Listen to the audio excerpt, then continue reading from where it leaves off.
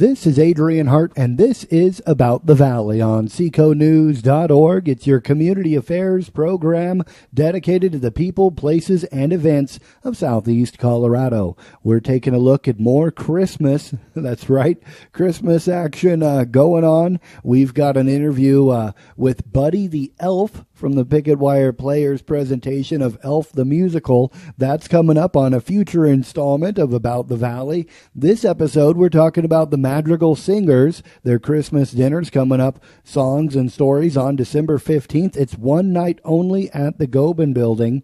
We went and interviewed both Dean Reese, the director of the program, and J.R. Thompson with the Rocky Ford Daily Gazette about the upcoming show there at the Gobin Building. So check it out up next on About the Valley. You would have provided this in honor of the King of Bliss. For there you'll find the happy born, the princely babes, sweet Jesus born. The snowman was a jolly happy soul, with a corncob pipe and a button nose, and two eyes made out of gold. Sing we know of Christmas, sing we know well.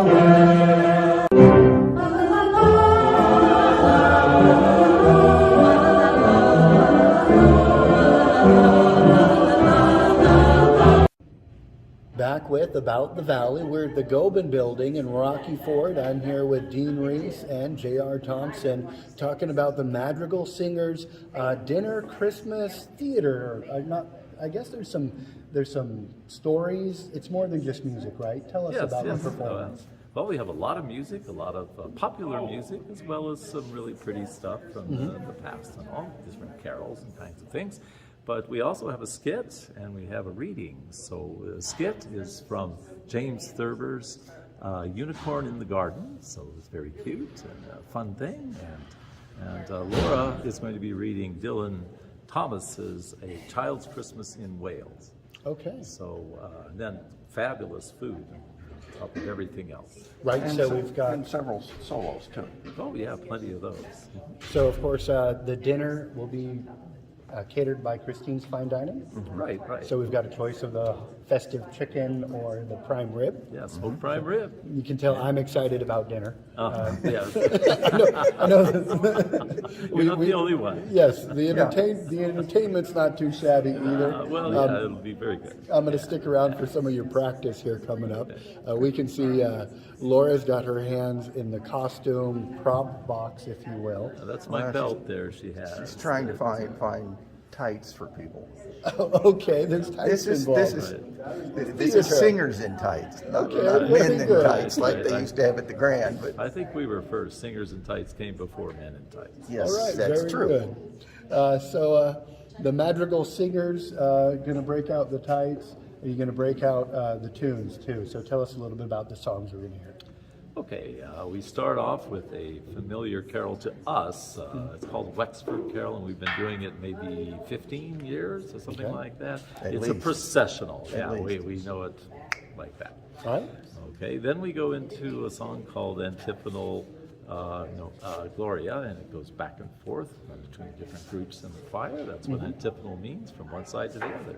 Okay. So that's pretty cool. It ought to work really well with the acoustics of the building. Exactly, yes, as they are. Okay, then Mike Shima, he's going to do something called the Boar's Head Carol. We've got our papier-mâché boar's head there, and he gets the solo so on that. It's not going to be too gory. No, and nobody's eating it either. Okay. It's papier-mâché. Okay, thank you. Very cool. So it sounds like an evening of entertainment, good food, and good characters here on stage. We've been watching, you guys have been debating on the stage layout and all that, so still fine-tuning the performance, but you guys have the experience to really pull this off. I know this is like a normal thing for you guys, except COVID kind of put it on pause, right? That's right. We've been off for 2 years, and so we're coming back and getting some of the same singers back, and happy about that. This is our first time here in the Gobin Building. Oh, wow. In the past, we've been doing it at Christine's restaurant. Okay. Encore. Right, yeah. And so as you see, we're still figuring out where everything's going to be, but it'll be in place for Thursday. All right, very good. That's coming up Thursday evening. Where can we get their tickets? Of course, You can get them at the Chamber, you can get them at Christine's, or you can get them at the Daily Gazette. all right, very good. And you need to get them ahead of time because Christine needs to know, are you going to have prime rib or are you going to have chicken? Ah, So there you she go. can fix the right number for... Get that order in and get that right on tray. Right. And yeah, give them a head count. So very good. Of course. And for the first time, you can use credit card for your tickets. Oh, very nice. All right. At Cash, Christine's or the Gazette. cash Okay, check great. or credit. Yes. All right, good deal.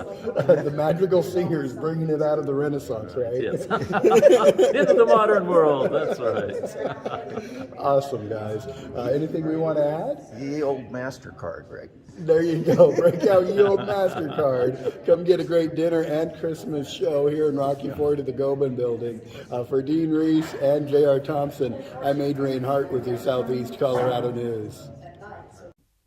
Back on About the Valley, 'tis the season of recycling. Clean Valley Recycling reminding you that there's going to be lots of corrugated boxes, paperboard boxes, newspaper, greeting cards, and bubble wrap this year. Why not recycle all those items instead of throwing them into the trash? That's right, keep it out of the landfill. Call the City of La Junta at 719-384-5991 to ask about curbside recycling pickup paid through your utility bill. That bi-weekly service is only $7 a month in the City of La Junta. You can get a hold of Clean Valley Recycling, 719-468-0254, or drop off those cardboard, all those gift wrapping recyclables at these convenient locations. They've got more locations across the Arkansas Valley. Clean Valley Recycling reminding you 'tis the season of recycling right here on About the Valley. So Dee, tell us about the sorting that goes on here at Clean Valley Recycling. So we, as far as plastic containers, we accept numbers 1, 2, and 5. And that will include almost all of your bottles, jars, jugs, tubs, and buckets. So when you bring us your plastics, a lot of it comes in our green bags that we pass out to folks. And we charge a little bit for the plastics because it does take a lot of labor. It's labor intensive as far as sorting the plastics and then also baling them and shipping them out. So Ashley is one of our great employees here, and she sorts a lot of plastic. It looks like it. So she just tears right into it, just like that, dumps the bag out. Let's walk around, we can take a look at that a little bit closer.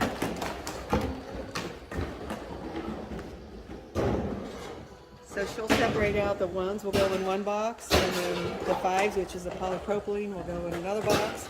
The number 2, which is high density polyethylene, will go into another box, and then the number 2s are actually separated into natural, which doesn't have any dye, and the colored number 2s, which are dyed, and that can be orange, yellow, any color. And the reason we separate those is the natural colored HDPE is worth twice as much as the colored, and so we can get more money for the material at the end if we separate them. All right. So she's busy sorting. Look at her go. Woo-hoo! Wow, she is fast. She's fast. Well, right on. And Ashley is an employee. Ashley is an employee. So how many employees do you guys have? We have 11 employees. Some of them are very part-time, so it works out to the equivalent of 6 full-time employees. And a lot of those employees drive our trucks around and collect recyclables from the neighboring communities, businesses. It got a little loud, didn't it? There's some glass in that bag. Yep. So we also recycle glass, bottles, and jars. She has a special place for those. Cans, tin cans. We also recycle these cartons, and the cartons then get turned into walls as well. The cardboard gets turned into sheetrock walls, wallboard. Wow. But these cartons also end up getting shredded and then heat pressed into a wall. So that's a material that not everybody knows that we accept. All right. And you guys, of course, offering curbside pickup in many communities. Rocky Ford, Swink, and La Junta. All right. And that is $7 a month. We come by every other Tuesday and pick up all those materials. Yep. And you don't have to sort, you just have to get the green bags and... We'll supply you with a green bag for all your containers and either a yellow or orange bag for all your paper products. All right. And then we also pick up cardboard as well. So cardboard can either be put into the paper bag. If it doesn't fit, you can set it beside the bag. All right, very good. Find out more about Clean Valley Recycling and how they're keeping the valley a little bit cleaner, keeping all this content out of the landfill. Absolutely, because landfill fees keep going up and up and up, and so this is one way to keep our landfills lasting longer and saving taxpayers money that way as well. Yep. And their rates go up, yours stay the same. So Clean Valley Recycling, keeping it easy to recycle by maintaining your affordable rates. Exactly. All right, we'll find out more in an upcoming interview and a walkthrough on About the Valley, about Clean Valley Recycling. I'm Adrian Hart with D. Hostetler, your Southeast Colorado News.